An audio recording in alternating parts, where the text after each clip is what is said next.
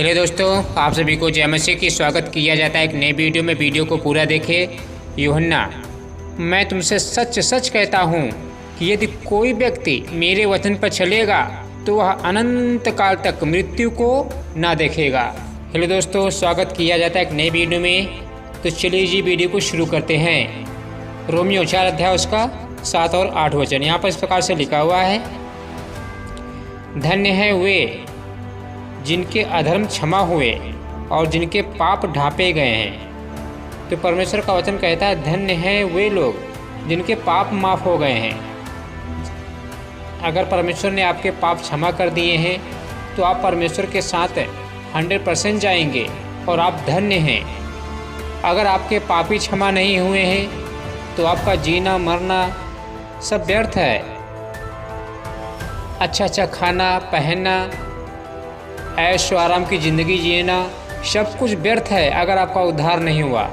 धनवान ने कितना अच्छा खाना खाया था, आपने पढ़ा होगा, और आखिरकार वो नर्क गया था, नर्क लोग। और लाजर बेचारा झूठन खाता था धनवान की। आज वो अब्राहम की साइड में है, गोद में है, स्वर्गलोक में। और एक दिन वही लाजर जो कंगाल भिखारी वो अपना शरीर पहनेगा और शरीर पहनकर 1000 साल का राज्य करेगा और नया आकाश नई पृथ्वी नए यरूशलेम में रहेगा। और लाजर हमेशा युगान युग नई पृथ्वी नए यरूशलेम में राज करता रहेगा। इसलिए यीशु मसीह ने कहा था तुम्हारे राज्य का कभी अंत ना होगा। 8 वचन, धन्य है वह मनुष्य जिसे परमेश्वर पापी न ठहराए। तो परमेश्वर का वचन कहता है धन्य है वे जो श्वेत सिंहासन के सामने खड़े ना होंगे।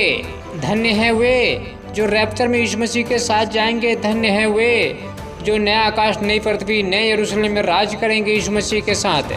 धन्य हैं वे जो अभी शोक कर रहे हैं, वो एक दिन शांति पाएंगे। धन्य हैं आप जो यीशु के लिए आंसू बहा रहे हो। धन्य हैं आप जो परीक्षा में खड़े रहते हो, शैतान को हराते हो परीक्षा में खड़े होकर। धन्य हैं वे लोग जिनका भरोसा यीशु मसीह पर है।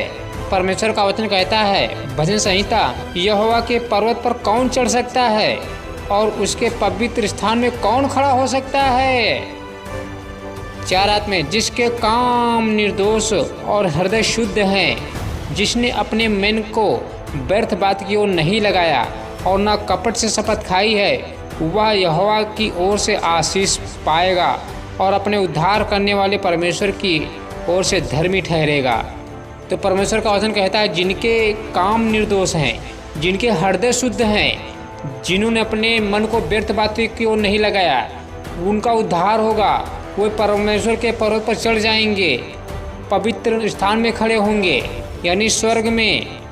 आपके जीवन में दुख तकलीफ है, गरीबी है, तो कोई बात नहीं, थोड़ी बहुत तकलीफ झेल लो। आपकी अगर परीक्षा हो रही है तो आप धन्य हो क्यों आपको परमेश्वर ने चुना है। अगर आपकी ताड़ना हो रही है, परमेश्वर की तरफ से परीक्षाएँ हो रही, थोड़ी बहुत ताड़ना हो रही है, तो आप धन्य हो क्योंकि परमेश्वर का वचन कहता है प्रकाशित वाक्य 3 अध्याय उसका 19 वचन, मैं यानी यहोवा कह रहा है मैं जिन जिन से प्रेम करता हूँ उन सबको उल्हाना और ताड़ना देता हूँ, इसलिए शर गर्म हो और मन फिराए। तो अगर आप पाप कर रहे हो, गुनाह कर रहे हो, तो उसके बाद परमेश्वर ने अगर आपका नाम जीवन की पुस्तक में लिखा है पहले से, जब आप माँ के गर्भ में थे, अगर आप पाप कर रहे गुनाह कर रहे हो तो परमेश्वर आपको छोड़ेगा नहीं, आपकी ताड़ना करेगा, आपको सही रास्ते पे लाएगा ताकि आप पश्चाताप करो, मन फिराओ और एक बार फिर से लौट आओ।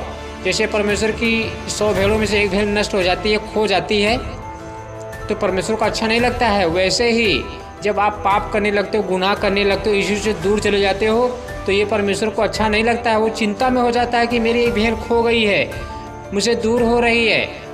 तब वो कुछ करता है, ताड़ना देता है या कुछ और तरीका अपनाता है अपने पास बुलाने का। तो अगर आपकी ताड़ना हुई है, ताड़ना हो रही है, तो आप धन्य हो, आप चिंता मत करो, परमेश्वर ने आपका नाम जीवन की पुस्तक में लिख दिया है।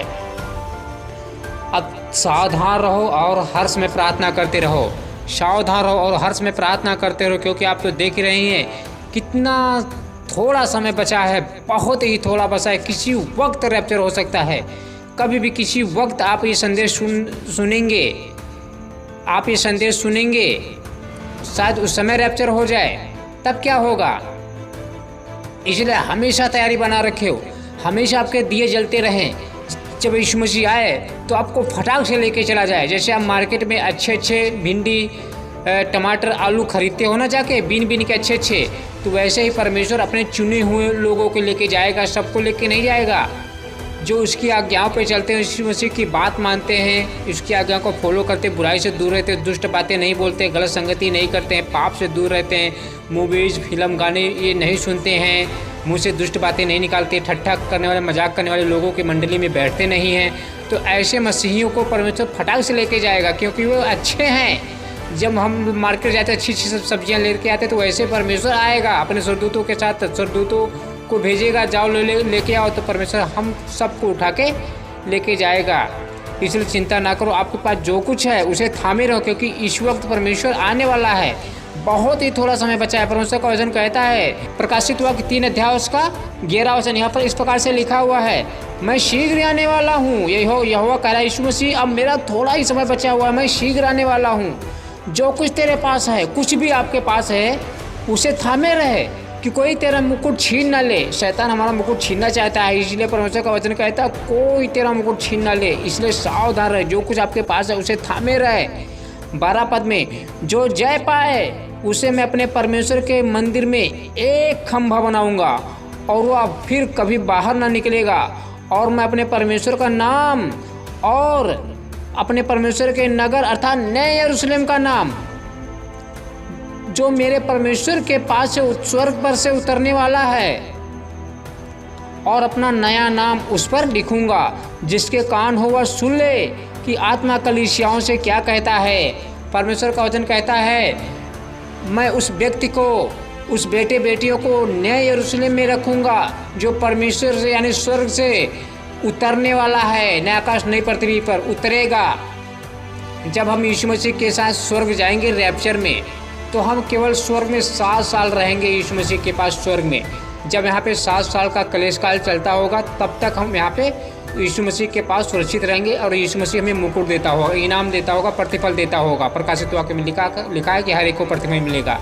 जब हमेशा परमेश्वर हमको, सबको, आपको प्रतिफल देता होगा, तो यहाँ पे मसीह विरोधी का 7 साल का क्लेश काल चलता होगा, परमेश्वर का क्रोध भड़कता होगा। ठीक है, जब परमेश्वर का क्रोध समाप्त हो जाएगा, तो उसके बाद हम फिर नए पृथ्वी, नए यरूशलेम में यीशु मसीह के साथ रैप्चर जाएंगे। फिर यीशु मसीह के साथ दूसरे आगमन में, पहला आगमन क्या होगा? गुप्त आगमन। किसी को पता नहीं कि यीशु मसीह कब आएगा, रैप्चर कब होगा, तो ये गुप्त आगमन हो गया। जब हम दूसरे आगमन में आएंगे यीशु मसीह के साथ घोड़े पर बैठकर, तो हर एक आँख उसे देखेगी, हर एक आँख उसे देखेगी। यहाँ पे लिखा है प्रकाशित वाक्य में, शायद लिखा है, पढ़ देते हैं आपके लिए। प्रकाशित वाक्य 1 अध्याय उसका 7 वचन, देखो वह बादलों के साथ आने वाला है, यानी यीशु मसीह, और हर एक आँख उसे देखेगी, वरन जिन्होंने उसे बेधा था वो भी उसे देखेंगे अधोलोक से, और पृथ्वी के सारे कुल उसके कारण छाती पीटेंगे। हाँ, आमीन। जब यीशु मसीह आएगा, हम भी उसके साथ आएंगे राज करने के लिए। तब जो शास्त्री और फरीसी हैं लोग, जो यीशु मसीह को मारे थे, गाड़े थे, क्रूस पे चढ़ाए थे, तो वो लोग छाती पीटेंगे, चिल्लाएंगे, हाहाकार मचाएंगे। अविश्वासी लोग भी हाहाकार मचाएंगे। तो आप लोग अविश्वासी में ना होना, आप लोग पहले यीशु मसीह के साथ निकल जाना, फिर हम नए यरूशलेम में, नए आकाश नई पृथ्वी पर राज्य करते रहेंगे, और हमारे राज्य का कभी अंत ना होगा। इसलिए जागते रहो और हर समय प्रार्थना करते रहो। तुम ना उस दिन को जानते हो, ना उस घड़ी को जानते हो कि यीशु मसीह कब आएगा। इसलिए पश्चाताप करो, मन फिराओ, परमेश्वर के पास लौट आओ, और अभी मौका है। रैप्चर कभी भी किसी वक्त हो सकता है, यीशु मसीह की भी कभी भी किसी वक्त आ सकता है। अपने आप को बचाओ, अपने प्राणों को बचाओ। ठीक है, मसीह विरोधी का जो दिन आने वाला बहुत खतरनाक आने वाला है रैप्चर के बाद।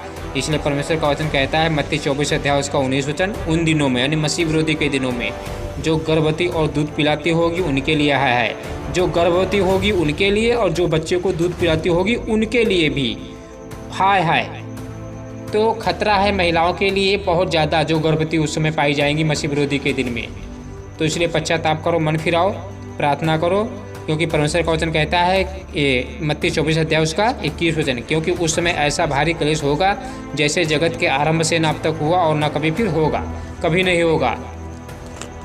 तो आप परमेश्वर के बेटे बेटियों हो, कब तक गुनाह करते रहोगे, कब तक पाप करते रहोगे, कब तक चुगली करते रहोगे, कब तक मूवी फिल्म सीरियल देखते रहोगे। इसलिए पश्चाताप करो, मन फिराओ। एक दिन अंत होगा, तब क्या होगा। गलती से भी अगर आप यहाँ पे छूट जाओगे तो क्या होगा, कौन आपको लेने आएगा। इसलिए अभी आपके पास मौका है पूरा पश्चाताप करने का। ठीक है, आपके जो भी गलतियाँ होती हैं, दिन में गुनाह होते, पाप होते रात में, तो यीशु को बता दिया करो। यीशु मसीह हमेशा माफ़ करने के लिए तैयार है। मरने के बाद कोई पश्चाताप नहीं, क्योंकि जब बॉडी से आत्मा एक बार निकल जाती है तो फिर उसमें वापस नहीं डाली जा सकती। यीशु के सिवा कोई नहीं डाल सकता है। ठीक है, इसलिए पश्चाताप करो, मन फिराओ। God bless you. जय मसीह की। परमेश्वर आपको बहुत सारी आशीष दी। आपने इस वीडियो को देखा, इसलिए धन्यवाद। वीडियो को देखने के लिए आपका बहुत बहुत शुक्रिया। आपने अंत तक वीडियो को देखा, इसलिए बहुत बहुत धन्यवाद। जय मसीह की। अपना ख्याल रखें और यीशु मसीह के आने के बाद जोते रहें और हर समय प्रार्थना करते रहें। तुम लोग उस दिन को जानते हो और न उस घड़ी को जानते हो। यीशु मसीह कभी भी किसी वक्त आ सकता है। हाँ, यीशु मसीह जल्द आ। आमीन।